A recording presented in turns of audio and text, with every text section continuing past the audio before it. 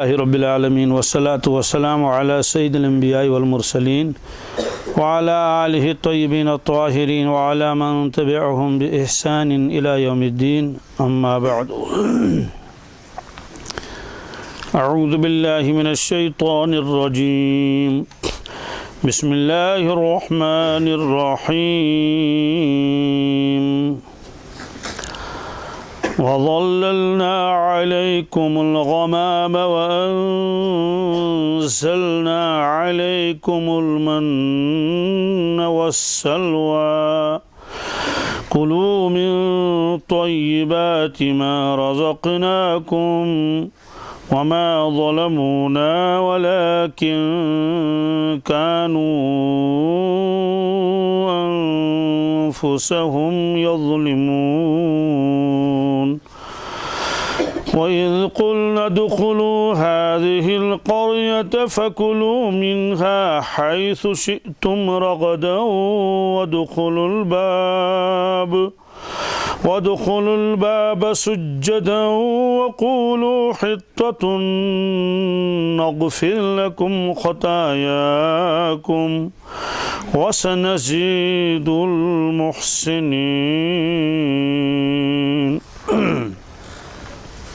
صدق اللہ المولانا العظیم۔ یہ سورہ بقرہ کی جو آیت ہے، آیت نمبر 55 تو ہو چکی ہے، یہ آیت نمبر 56 ہے۔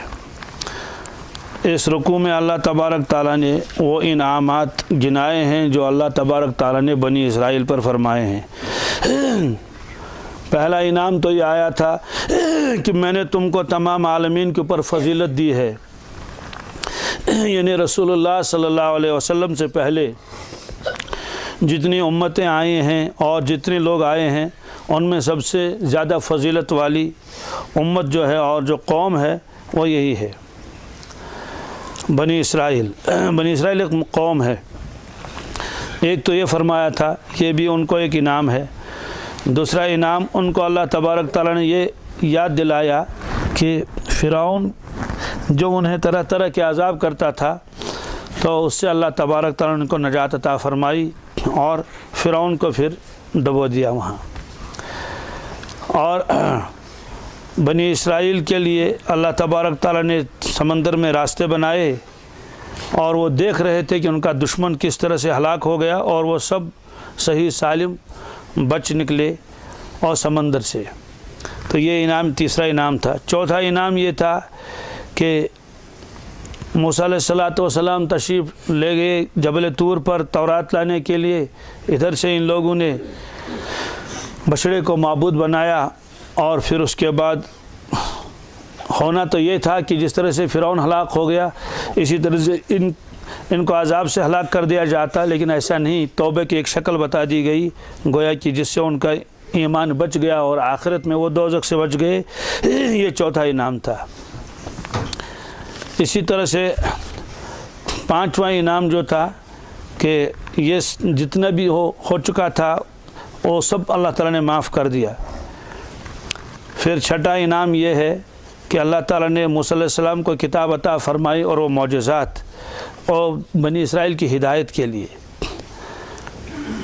اسی طرح سے جب بنی اسرائیل کے 70 آدمیوں کو حضرت موسیٰ علیہ السلام اپنے ساتھ لے کر گئے جبل طور پر اور وہاں انہوں نے اللہ تبارک تعالیٰ کا کلام سنا، پھر وہ کہنے لگے ہم تو تب تک مانیں گے نہیں جب تک اللہ تبارک تعالیٰ کو اپنے آنکھوں سے نہ دیکھ لیں۔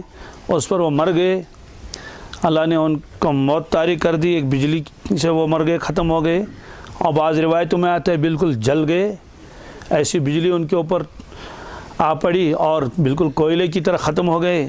تو اس پر حضرت موسیٰ علیہ السلام نے اللہ تبارک تعالیٰ سے آہوزاری کی کہ ان لوگوں کو تو ویسے ہی مجھ پر اعتماد نہیں ہے، اور اگر اب میں خالی چلا جاؤں اکیلے تو وہ کہیں گے کہ ہمارے 70 آدمیوں کو کہاں رکھا آپ نے کسی تدبیر سے ان کو ختم کر دیا ہے، تو پھر میں کیا جواب دے دوں گا؟ یا اللہ ان کو زندہ کر لیجئے۔ تو پھر اللہ تعالیٰ نے ان کو زندہ کر دیا، تو مرنے کے بعد اسی دنیا میں ان کو ایک اور زندگی مل گئی، اگرچہ اس وقت ان کو سزا کے طور پر تھا۔ پھر اللہ نے فرمایا چلو ٹھیک ہے، اب یہ اس وقت تک زندہ رہیں گے جب تک ان کی جو ہے طبعی عمر اللہ نے مقرر کر رکھی ہے۔ تو گویا کہ یہ بھی ایک ان کے انعام تھا۔ اب آج کا جو انعام ہے وہ اللہ تبارک تعالیٰ اس میں فرماتے ہیں کہ وادی تیہ میں جو تھے تو اس میں جب انہوں نے شکایت کی کہ ہمارے اوپر سائبان نہیں ہے، گرمی بہت لگ رہی ہے، خیمے تو تھے لیکن اس کے باوجود بھی خیموں میں تو گرمی لگ سکتی ہے جب تک اندر کوئی اور انتظام نہ ہو، تو اللہ تبارک تعالیٰ نے یہ انتظام کیا، وَظَلَّلْنَا عَلَيْكُمُ الْغَمَامَ وَأَنزَلْنَا عَلَيْكُمُ الْمَنَّ وَالسَّلْوَىٰ۔ تو اللہ تبارک تعالیٰ نے ان کے اوپر جو ہے غمام کو بھیجا۔ غمام کس سے کہتے ہیں؟ ابر کا سایہ۔ غمام کو غمام اس لیے کہتے ہیں غم سے نکلا ہے۔ غم جب کسی کے اوپر طاری ہو جاتا ہے گویا کہ غم اس کے اوپر چھا جاتا ہے، بس وہی فکر اس کے اوپر گویا سوار ہوتی ہے۔ تو اس طرح سے غمام کو ابر کو کہتے ہیں غمام۔ غمام ابر کو کہتے ہیں، سحاب بھی ابر کو کہتے ہیں، کئی الفاظ اس کے لیے تھے لیکن یہاں غمام ہی اللہ تعالیٰ نے فرمایا۔ تو یہ انتظام کیا اللہ تبارک تعالیٰ نے کہ اس وادی کے اندر ایک سفید بادل اللہ تعالیٰ نے بھیجا کہ گرمی ہونے کے باوجود بھی اس حصے میں جس حصے میں یہ لوگ رہ رہے تھے تو اس حصے کا وہ جو درجہ حرارت تھا وہ کم ہو گیا اس بادل کی وجہ سے، اور بالکل ان کو گرمی نہیں لگتی تھی۔ گویا اللہ تبارک تعالیٰ نے فطری طور پر اس حصے کے اندر جو ہے وہ گرمی کی جو شدت تھی وہ سب ختم ہو گئی، تو آرام سے رہنے لگے۔ تو یہ انہوں نے درخواست کی تھی کہ ہم کو دھوپ لگ رہی ہے، تو اللہ تعالیٰ یہی فرماتے ہیں وَظَلَّلْنَا عَلَيْكُمُ الْغَمَامَ، میں نے آپ کے اوپر بادلوں کا سایہ کیا۔ اور انہوں نے شکایت کی کہ جو ذخیرہ ہمارے پاس تھا وہ تو سب ختم ہو گیا، اور یہ وادی تیہ ہے، یہاں کھانے پینے کے لیے کچھ بھی نہیں ہے، تو انتظام کر لیجئے۔ تو ظاہر سی بات ہے وہ تو موسیٰ علیہ السلام کے حکم سے ہی تو مصر سے نکلے تھے، اسے جس چیز کی ضرورت پیش آتی تھی تو فوراً عرض تو کیا کرتے تھے، بس جھگڑا کرتے تھے موسیٰ علیہ السلام کے ساتھ، فوراً کہتے تھے کہ یہ پریشانی ہے، وہ پریشانی ہے، یہ دے دیجئے، وہ دے دیجئے۔ تو اس طرح سے وہ سارے واقعات اللہ تبارک تعالیٰ نے گنائے۔ البتہ ایک چیز آپ ذہن میں رکھیں، وہ یہ ہے قرآن پاک جب کسی چیز کو بیان کرتا ہے یہ تسلسل کے ساتھ بیان نہیں کرتا۔ جیسے مثال کے طور پر اور کتابیں جو ہے اس میں ایک واقعہ ایک جگہ آئے گا تو دوسری جگہ وہ واقعہ نہیں آئے گا۔ جیسے کہانی کی کوئی کتاب ہے، ایک کہانی ختم ہو گئی اب اس کے بعد دوسری کہانی، تو کہانی کے اور واقعے کے سارے اجزاء ترتیب کے ساتھ وہاں بیان کیے جاتے ہیں۔ قرآن پاک کا مزاج ایسا نہیں ہے۔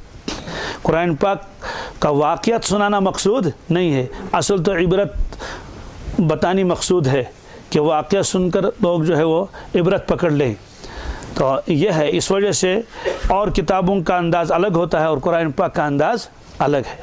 مثلاً اور کتابوں میں تو واقعات ہوں گے پہلے جنت کے، تو جنت کا باب ہوگا کہ جنت میں یہ ہوگا اور وہ ہوگا اور یہ ہوگا، بس جنت کا چپٹر ختم ہو گیا، اب جہنم کا چپٹر آئے گا تو جہنم کے واقعات ہوں گے۔ قرآن پاک ایسا نہیں ہے، ابھی ایک آیت میں جنت کا تذکرہ، فوراً دوسری آیت میں دوزخ کا تذکرہ۔ یہی موسیٰ علیہ السلام کا تذکرہ اللہ تعالیٰ نے کہیں ایک ہی جگہ بیان نہیں فرمایا کہ تسلسل سے بیان کرنا مقصود ہو کہ لوگوں کو ایک کہانی معلوم ہو جائے، ایسا نہیں ہے۔ اس لیے قرآن پاک جگہ جگہ واقعات بیان کر لیتا ہے، اس لیے قرآن پاک ترتیب کے ساتھ موسیٰ علیہ السلام کے واقعات بیان نہیں کرتا۔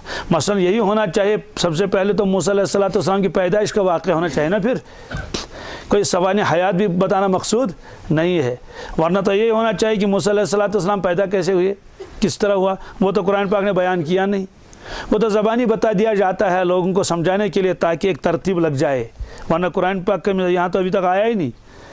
یہ بھی نہیں آیا کہ موسیٰ علیہ السلام کو کیسے نبوت ملی تھی، یہ بھی نہیں آیا۔ ابھی عصا کا تذکرہ بھی نہیں آیا، ابھی مدین کا بھی تذکرہ نہیں آیا، ابھی اس وادی کا بھی تذکرہ نہیں آیا جس میں رات کو آپ نے وہ آگ دیکھی تھی، آگ لینے گئے تو وہاں پیغمبری ملی، کوئی تذکرہ نہیں آیا۔ تو اس کو ذہن میں رکھنا چاہیے، قرآن پاک جو واقعات بیان کر لیتا ہے کوئی ترتیب اس کی نہیں۔ البتہ صرف ایک ہے سورہ یوسف، کیا سورہ یوسف سورہ کو اللہ تبارک تعالیٰ نے کسی قدر ترتیب کے ساتھ بیان فرمایا ہے، بس ایک ہی جگہ بیان فرمایا اور کچھ جگہوں پر آگے ضمناً تذکرہ یوسف علیہ السلام کا، لیکن تسلسل کے ساتھ صرف سورہ یوسف ہے۔ اس لیے اللہ تعالیٰ نے فرمایا کہ اس کو احسن القصص فرمایا، کیا جی احسن القصص۔ تو اس طرح سے اس کو ذہن میں رکھنا چاہیے ہمیشہ، اور یہ ہمارے بزرگوں نے بھی لکھا ہے क्या लिखा है کہ تورات کے بعض حصوں کی طرح تاریخ کی کوئی کتاب نہیں ہے. کون؟ قرآن مجید. قرآن مجید تورات کے بعض حصوں کی طرح تاریخ کی کوئی کتاب نہیں ہے، اس لیے اس کے بیانات میں تسلسل زمانی اور ترتیب تاریخی ہرگز ضروری نہیں. اس کا مقصود نتائج اور عبر ہیں. عبرت کی جمع ہے، نتیجہ نکالنا ہے، عبرتیں حاصل کرنی ہیں اور ان سے اخلاقی اور روحانی سبق، نہ کہ واقعات کی روداد. یہ فرمایا. اس لیے فرماتے ہیں اس ایک حقیقت کو پیش نظر نہ رکھنے سے یہود و نصارہ آج قرآن فہمی میں طرح طرح کی ٹھوکریں کھا رہے ہیں. یہود و نصارہ بھی قرآن پاک کا ترجمہ مطالعہ کرتے ہیں لیکن ان کو تسلسل نظر نہیں آ رہا ہے، اس لیے وہ پریشان ہے کہ یہ کیا ہو رہا ہے. تو جو شروع میں بات کہنی تھی وہ تو اور کہیں ہے، تو یہاں تو پھر اور کچھ بیان ہو رہا ہے. تو چونکہ ان کو یہ غلط فہمی ہے کہ وہ یہ سمجھتے ہیں کہ قرآن پاک ایک تاریخی کتاب ہے، تو جس طرح سے مورخ قلم ہاتھ میں لے لیتا ہے اور کسی شخص کی تاریخ لکھنی شروع کر دیتی ہے، اس کی چاہے سیرت لکھنی ہو چاہے اور زندگی کی وہ واقعات لکھنے ہو، تو وہ اس کے بچپن کو پہلے دکھاتا ہے کہ پہلے خاندان بتائے گا، پھر بچپن بتائے گا، پھر کیا تعلیم کہاں کہاں حاصل کر لی، پھر تو ترتیب کے ساتھ سنوار چلے گا. تو بس ایک ترتیب ہوتی ہے. تو ان کو یہ دھوکہ لگ گیا اس قرآن پاک میں موسیٰ علیہ السلام کے واقعات ترتیب کے ساتھ کیوں بیان کی ہیں. تو اس کا جواب دے دیا قرآن پاک کوئی تاریخ کی کتاب نہیں ہے، یہ آپ کو صرف تاریخ بتانا نہیں کہ یہ یوں ہوا تھا، صرف عبرت ہے کہ دیکھو میں نے یہ کیا اور انہیں یہ کیا، میں نے یہ کیا اور انہیں. تو اس کے لیے ترتیب کے ساتھ کسی چیز کا ہونا ضروری نہیں. ہاں اور کتابوں کے لیے تو خوبی یہی ہے کہ ترتیب لگ جائے، لیکن قرآن پاک کے لیے خوبی یہی ہے قرآن پاک جو بعض اہم اجزاء بیان کر لیتا ہے اور جس وقت جس چیز کی ضرورت ہوتی ہے اس وقت اس کو بیان کر لیتا ہے. اس طرح سے آپ کے ذہن میں بھی یہ بات آ سکتی ہے کہ شروع والے واقعات تو آئے نہیں، کبھی وادی تیہ کا واقعہ آ رہا ہے، کبھی اور کوئی واقعہ آ رہا ہے، اور یہ بھی کوئی ضروری نہیں کہ وادی تیہ میں جو واقعات آئے اس کو قرآن پاک ترتیب کے ساتھ بیان فرمائے کہ پہلے انہوں نے شکایت کی بھائی دھوپ لگ رہی ہے تو غمام کا تذکرہ کیا بادلوں کا، پھر انہوں نے شکایت کی کہ بھائی پانی نہیں ہے تو پتھر والا واقعہ پیش آیا، پھر انہوں نے شکایت کی بھوک ہے تو من و سلوا کا تذکرہ آیا. عجیب بات تو یہاں تو پہلے من و سلوا کا تذکرہ آ جائے گا، اس کے بعد آگے جا کر پانی کا تذکرہ آیا. اب یہ کوئی ضروری نہیں ہے کہ پہلے من و سلوا انہوں نے مانگا ہو تو بعد میں پانی، کوئی ترتیب کوئی ضروری، اس لیے ترتیب زمانی کوئی ضروری نہیں ہے، اور تاریخی جو واقعات ہیں اس کی تدریج وہ بھی کوئی یہاں ملحوظ نہیں ہے قرآن پاک میں. اس لیے یہاں اب آخر میں جب آدمی پورے قرآن پاک کو مطالعہ کر لیتا ہے، تفاسیر کو مطالعہ کر لیتا ہے، خود اس کا ذہن اس کو ترتیب دے دیتا ہے. لیکن قرآن پاک خود ترتیب نہیں دے گا، ترتیب دینے والے خود ترتیب دیں گے. ہاں اگر آپ موسیٰ علیہ السلام کے اوپر آپ ان کی سیرت پاک لکھیں گے بالفرض تو آپ اس کو ترتیب دے دیں گے، اس کو ترتیب دیں گے، پہلے یہ ہوا، پہلے یہ ہوا، پہلے وہ تو آپ لوگوں کا کام ہے. ہم لوگوں کا کام ہے کہ موسیٰ علیہ السلام کے اوپر ایک کتاب لکھ دیں تو ترتیب ہم لگا لیں گے، اور قرآن پاک کی آیتیں ادھر ادھر سے جوڑ جاڑ کے اسی ترتیب کے ساتھ ہم بیان کر لیں تاکہ پڑھنے والے کو پوری وہ جو ہے وہ سیرت پاک کی ابتدا سے لے کر انتہا تک، یہ جیسے رسول اللہ صلی اللہ علیہ وسلم کی سیرت مبارکہ، ورنہ قرآن پاک اٹھا لیجئے کہاں اس ترتیب سے قرآن پاک نے اللہ کے نبی صلی اللہ علیہ وسلم کے بچپن کو پہلے بیان فرمایا پھر وحی کو بیان فرمایا، کہیں بھی نہیں. ابھی دیکھیے قرآن پاک شروع آ رہا ہے کہ وحی کا تذکرہ کہیں آیا؟ اقرأ بسم ربک الذی خلق کا کہیں تذکرہ آیا؟ کہیں تذکرہ نہیں آیا. تو اس طرح سے اس کو ذہن میں رکھنا ضروری ہے. تو اللہ تبارک تعالیٰ فرماتے ہیں وَظَلَّلْنَا عَلَيْكُمُ الْغَمَامَ، ہم نے سایہ کیا تمہارے اوپر، ابر کا سایہ کیا. وَأَنزَلْنَا عَلَيْكُمُ الْمَنَّ وَالسَّلْوَىٰ، اور ہم نے اتارا تمہارے اوپر من اور سلوا.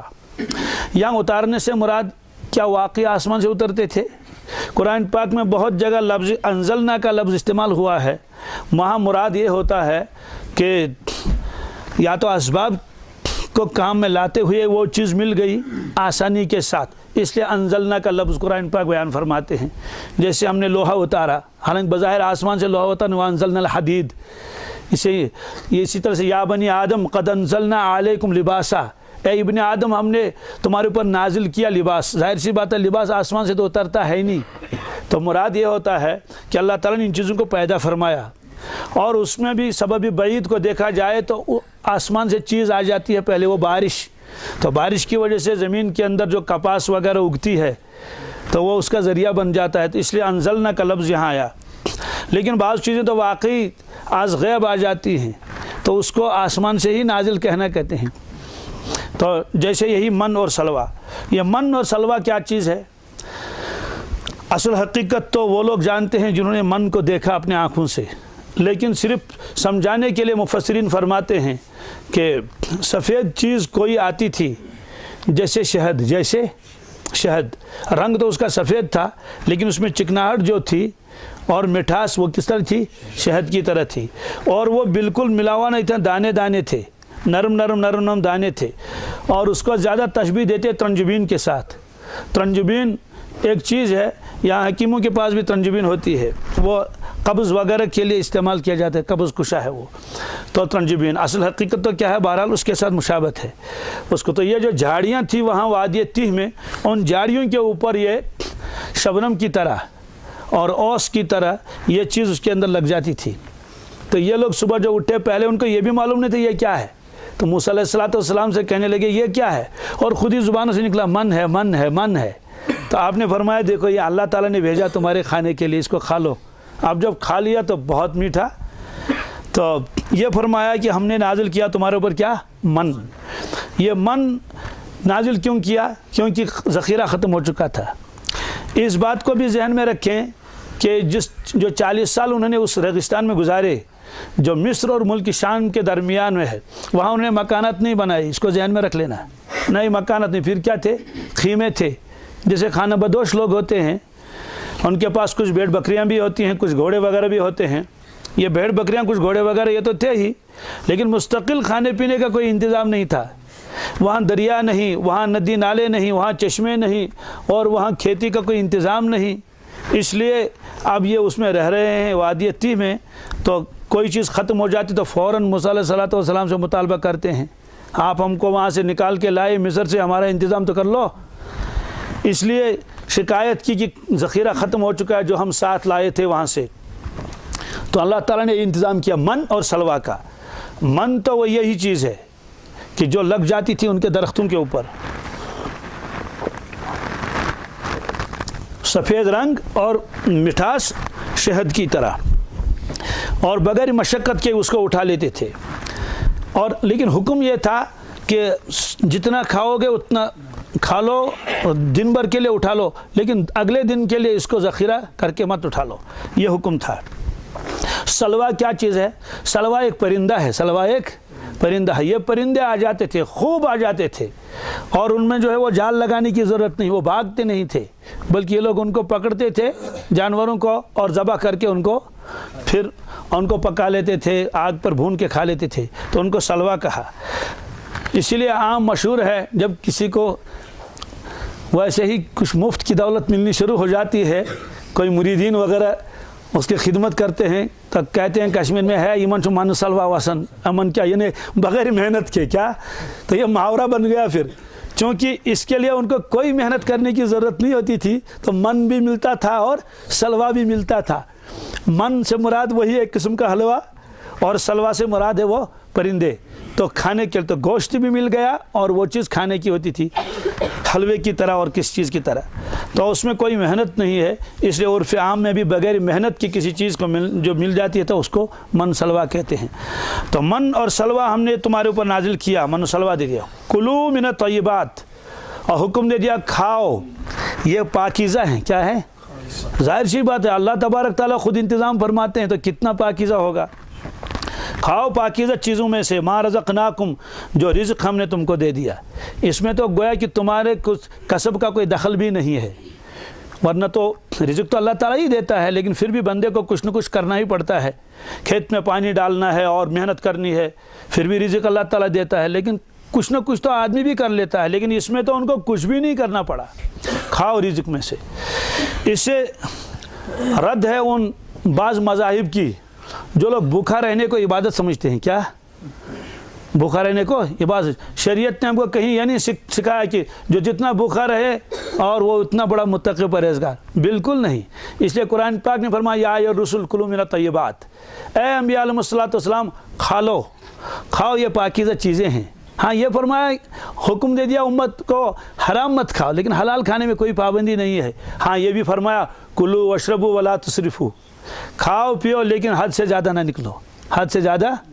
تو اس لیے کھانے پینے کی کوئی پابندی شریعت نے نہیں لگائی۔ انبیاء علیہ الصلوۃ والسلام بھی تناول کرتے تھے، کھاتے تھے، پیتے تھے، یہ بزرگی کے منافی نہیں ہے۔ البتہ بالکل چوپائیوں کی طرح بس ہر وقت کھاتا رہے، اس کی ممانعت ہے۔ اور ایک حدیث میں آتا ہے کہ مومن ایک آنت کھاتا ہے، کافر 7 آنت کھاتا ہے۔ تو اس طرح سے کھانے پینے کو مشغلہ نہ بنائے، لیکن باقی کھانے پینے کی ضرورت بھی ہے اور شریعت نے پابندی نہیں لگا دی۔ اب سوال ہے کہ اللہ کے نبی صلی اللہ علیہ وسلم کے بارے میں لکھا ہے کہ کئی روز کے فاقے بھی لگ جاتے تھے۔ وہ تو فاقہ اس لیے نہیں کہ سامنے ہے ہی نہیں تبھی تو فاقہ لگا، ورنہ جب سامنے کوئی چیز آتی تھی تو بسم اللہ کر کے اس کو تناول فرماتے تھے۔ تو وہ تو اللہ تبارک تعالیٰ کسی کے اوپر کوئی اس طرح سے آزمائش ڈال دیتے ہیں تو اس کے پاس ہے نہیں تو وہ کھائے گا کیا؟ لیکن اگر ہے پھر بھوکا رہے تو اللہ تعالیٰ فرماتے تو میری نعمت ہے، کیوں نہیں کھاتے ہو؟ تو اس کو تو نعمت سمجھ کر کھانا چاہیے۔ تو اس طرح سے وہ تو فطری طور پر وہ واقعات پیش آئے، ورنہ یہ ہے کہ شریعت نے کھانا پینے کے اندر پابندی نہیں لگا دی ہے، اور یہ کمال کی بھی منافی نہیں ہے۔ اس لیے سحری کھانے کی فضیلت ہے کہ جو سحری کھائے اس پر تو اتنی اور اتنی رحمتیں نازل ہو جائیں گی، ورنہ یہ ہونا چاہیے جو روزہ رکھے سحری کے بغیر اس پر اتنی رحمتیں نازل ہوں گی، یہ کہیں نہیں لکھا ہے۔ افطاری میں جلدی کر لو، افطاری میں جلدی کرنے کے مطلب سورج ڈوب گیا، یقین ہو گیا کہ سورج ڈوب گیا، اب دیر لگانے کی ضرورت نہیں ہے، ورنہ یہ ہوتا کہ جو افطاری کے بعد اور 1 آدھ گھنٹے میں دیر لگائے اس کا ثواب زیادہ ملے گا، بالکل نہیں۔ فرمایا کہ اس کو زیادہ ثواب ملے گا۔ تو کھانے پینے کی کوئی پابندی نہیں ہے، تو اللہ تعالیٰ نے کھانے پینے کی چیزیں ہمارے لیے تو پیدا فرمائی ہیں۔ کلوا من الطیبات، کھاؤ ستھری چیزیں، پاکیزہ چیزیں، ما رزقناکم، جو ہم نے رزق تمہیں دیا۔ اب اللہ تعالیٰ فرماتے ہیں وما ظلمونا ولیکن کانوا انفسهم یظلمون، وما ظلمونا، ان لوگوں نے ہم پر کوئی ظلم نہیں کیا، ہم پر کوئی ظلم، یعنی لوگوں نے ہم پر ہمارا کوئی نقصان نہیں کیا۔ پھر نقصان کس کا کیا؟ ولیکن کانوا انفسهم یظلمون، ولیکن وہ ظلم کرتے تھے، نقصان کرتے اپنے آپ کا۔ نقصان کیسے کیا؟ نقصان اسی لیے کیا، ان کو بتایا گیا تھا کہ ذخیرہ نہ کرنا، لیکن انہوں نے ایک بھی نہیں مانی، حالانکہ یہ معلوم تھا کہ روزانہ نیا نیا مل رہا ہے، تازہ تازہ مل رہا ہے۔ جب تازہ مل رہا ہے تو رکھنے کی ضرورت ہی کیا ہے؟ اس طرح سے انہوں نے جو ذخیرہ رکھ دیا تو سڑنا شروع ہو گیا، سڑنا شروع، جی، تو اس میں کیڑے پڑ گئے۔ موسیٰ علیہ السلام فرمایا کیا کر رہے ہو تم؟ اللہ کی نے فرمایا تھا، اللہ تبارک تعالیٰ نے حکم دے دیا تھا کہ ذخیرہ مت کر لو، روزانہ دوبارہ جو نیا نیا آپ کو مل جائے گا تو ذخیرہ کیوں کر کے رکھتے تھے؟ البتہ ایک دن میں تو تھا کہ ذخیرہ رکھ سکتے تھے، سنیچر، کیا؟ ہاں، تو جمعہ کو جو رکھتے تھے اٹھا کے سنیچر کے دن کے لیے بھی، کہ سنیچر بتا بھائی تم عبادت کرو، اللہ اللہ کر لو، کیا کر لو؟ اللہ سبت ہے آج۔ تو اس کی بھی انہوں نے خلاف ورزی کی۔ اور اس کے بعد کیا ہوا؟ اس کے بعد انہوں نے کہا کہ اے موسیٰ علیہ السلام، ہم تو تنگ آ چکے۔ میں نے بتایا ترتیب کوئی ضروری نہیں، وہ آگے آئے گا، لیکن میں ترتیب بتاتا ہوں۔ ہم تنگ آ چکے ایک ہی کھانا کھا کر، روزانہ گوشت اور یہ من، تو ہم تنگ آ چکے ہیں، تو اب کیا چاہیے؟ کہنے لگے کہ ہم کو تو وہ ساگ یاد آتا ہے، کہاں کا؟ مصر کا، اور مصر کی ترکاری یاد آتی ہے، اس لیے کہ مصر میں تو یہ عادی ہو چکے تھے نا، مصر تو ملک ہے، وہاں تو پھل اور فروٹ اور کیا کیا چیزیں، تو کہنے لگے بس وہی ککڑی یاد آتی ہے، وہ دال یاد آتی ہے، وہ لہسن اور پیاز یاد آتا ہے، یہاں تو ایک ہی طرح کا کھانا ہے، تو ہم کو وہی چاہیے۔ حضرت نے فرمایا کہ یہ تو اس سے بڑھیا کھانا ہے، مفت میں ملتا ہے، لذت بھی اس سے زیادہ ہے، اور یہ مقوی بھی ہے، یہ ساری چیزیں ہیں، تمہیں کیا ہو گیا؟ تم پھر دال مانگتے ہو اور ساگ مانگتے ہو؟ تو یہ انہوں نے کہا کہ ٹھیک ہے، اگر تم ایسا ہی مانگتے ہو، اور پھر جو ہے یہاں ایک بستی قریب میں ہے، وہاں چلے جاؤ، اس بستی میں یہ ساری چیزیں مل جائیں گی اور خود کمائی کرنی پڑے گی۔ آپ یہی فرماتے ہیں وَإِذْ قُلْنَا ادْخُلُوا هَٰذِهِ الْقَرْيَةَ، اور وہ وقت بھی یاد کر لو جب ہم نے کہا تھا بنی اسرائیل سے ادخلوا هَٰذِهِ الْقَرْيَةَ، داخل ہو جاؤ اس بستی میں۔ اب یہ بستی کون سی تھی؟ تو فرماتے ہیں یہ بستی اریحہ تھی۔ کیا تھی؟ اریحہ، ابھی بیت المقدس نہیں، بعض لوگوں نے کہا بیت المقدس ہی، لیکن یہ 40 سال کے بعد کا واقعہ ہے، اس لیے کہ جب بنی اسرائیل نے انکار کیا کہ ہم وہاں جنگ نہیں لڑیں گے عمالقے کے ساتھ، کہ جنہوں نے قبضہ کر رکھا تھا کس پر؟ فلسطین پر، تو 40 سال تک تو پابندی لگا دی گئی کہ اب یہ 40 سال تک وہاں داخل نہیں ہوں گے، حرام ہے ان کے اوپر، یہ قرآن پاک میں ہے۔ تو یہ موسیٰ علیہ السلام کا انتقال ہوا، تو یوشع ابن نون علیہ السلام جانشین بن گئے، تو پھر ان کے ساتھ جو ہے وہ جو نئے نسل تھی، وہ پرانے تو سارے کے سارے ختم ہو چکے، تو انہوں نے لڑ کے وہاں داخل ہو گئے۔ تو چاہے یہ بستی ہو یا، لیکن بظاہر تو یہی ہے، مفسرین زیادہ لکھتے ہیں۔ علامہ ابن کثیر نے لکھا ہے نہیں بیت المقدس نہیں اریحہ تھا، تو وہاں فرمایا اسی میں داخل ہو جاؤ۔ وَإِذْ قُلْنَا ادْخُلُوا هَٰذِهِ الْقَرْيَةَ، اور وہ وقت بھی یاد کر لو جب ہم نے یہ بتایا ادخلوا هَٰذِهِ الْقَرْيَةَ، اس بستی میں داخل ہو جاؤ، بستی میں عمارتیں ہیں، باقی چیزیں ہیں۔ فَكُلُوا مِنْهَا، کھاؤ اس بستی میں، حیث شئتم، جہاں جی چاہے، رغدن، خوب سیر ہو کر، وادخلوا الباب سجدا، لیکن ایک کام کر لو، جب داخل ہو جاؤ گے بستی میں تو عاجزی کے ساتھ داخل ہونا، انکساری کے ساتھ داخل ہونا، اور توبہ کرتے کہ آج تک بہت گناہ ہوئے، بڑی نافرمانی ہوئی، توبہ کرتے، استغفر اللہ کرتے کرتے اندر داخل ہو جانا۔ وادخلوا الباب سجدا، تو یہ بتا دیا۔ اس سے معلوم ہوا کہ جب کوئی آدمی کسی بستی میں داخل ہو جائے، چاہے اس کو فتح کر لے تو یا اور طریقے سے، تو عاجزی اور انکساری کے ساتھ داخل ہونا چاہیے۔ اللہ کے نبی صلی اللہ علیہ وسلم نے جب مکہ شریف کو فتح فرمایا تو ہمارے مفسرین فرماتے ہیں کہ وہاں قومی ترانے اور بینڈ باجے یہ سب کچھ نہیں تھا، بلکہ کیا تھا، آپ اونٹ پر سوار تھے اور اتنے جھک رہے تھے، یعنی اپنا سر مبارک، کہ اونٹ کے اوپر ایک لکڑی ہوتی ہے کجاوے کے اوپر، تو بار بار آپ کی ٹھڈی مبارک لگتی تھی کس کے ساتھ؟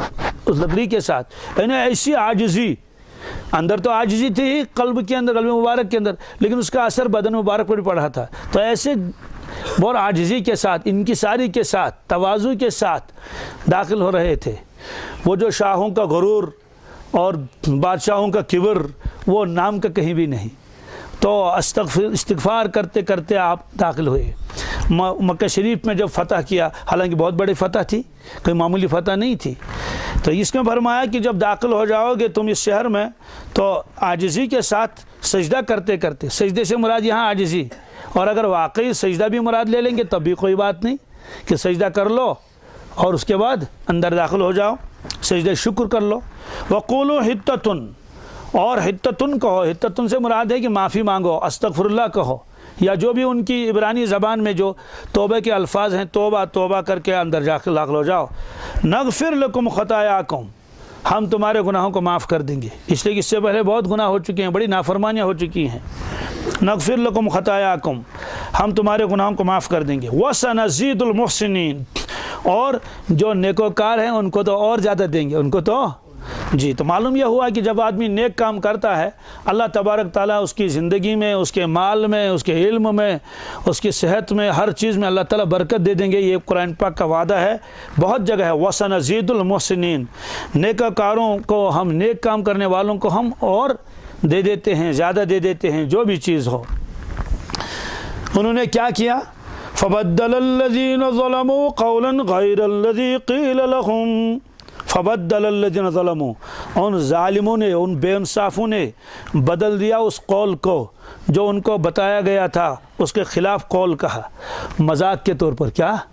اب وہ مذاق کیا کیا تھا انہوں نے؟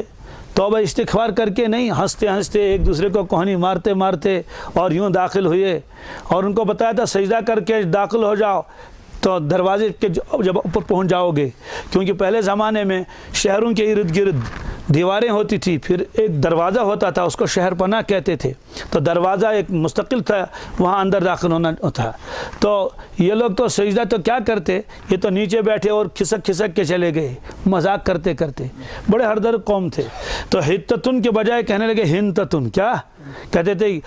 حنتتن فی شعیرن، حنتتن حبتن فی شعیرن، اس طرح کے الفاظ کہنے لگے کہ اب تو گیہوں بھی ملے گا، اب تو وہ جو ہے وہ چنے بھی ملیں گے اور دوسری چیزیں بھی ملیں گے، اور شعیر جو بھی ملے گا۔ تو اس طرح سے اللہ تعالیٰ فرماتے ہیں ظالموں نے مذاق کیا، وہ جو حتتن کا لفظ تھا اس کو بدل کے مذاق کے طور پر، استہزاء کے طور پر وہ کلام کرنے لگے۔ تو جب یہ کیا، فَأَنزَلْنَا عَلَى الَّذِينَ ظَلَمُوا رِجْزًا مِّنَ السَّمَاءِ، تو ہم نے نازل کیا ان ظالموں کے اوپر ذلت کا عذاب آسمان سے۔ وہ ذلت کا عذاب کیا تھا اور کیوں نازل کیا؟ بما کانوا یفسقون، ان کی اس فسق کی وجہ سے، نافرمانی کی وجہ سے۔ وہ یہ ہوا کہ تعاون پھیل گیا۔ کیا تعاون جو پھیلا تو ایک دن میں 70,000 بنی اسرائیل مر گئے، 70,000 ڈھیر کے ڈھیر لگ گئے۔ تو اللہ تعالیٰ فرماتے ہیں یہ عذاب تھا ان کا کہ یہ نافرمانی کیوں کی، تو اور مذاق کر رہے تھے تم، تو بہت ہی ہر درم قوم تھی۔ آگے آئے گا اس میں کہ موسیٰ علیہ السلام سے جب یہ مخاطب ہوتے تھے کبھی بھی یا کلیم اللہ یا نبی اللہ یا رسول اللہ کے الفاظ کبھی نہیں کہے۔ جگہ جگہ قرآن پاک میں دیکھیں گے یا موسیٰ، کیا؟ اور مفسرین نے لکھا ہے بے ادب قوم تھی، اپنے نبی کا نام مبارک بھی یہ تعظیم کے ساتھ نہیں لیتے تھے، کبھی بھی نہیں۔ یہ جگہ جگہ آئے گا یا موسیٰ ادع لنا ربک، یا موسیٰ برابر۔ تو یہاں فرمایا اللہ تبارک تعالیٰ نے کہ جب انہوں نے یہ کیا تو ہم نے ان کے اوپر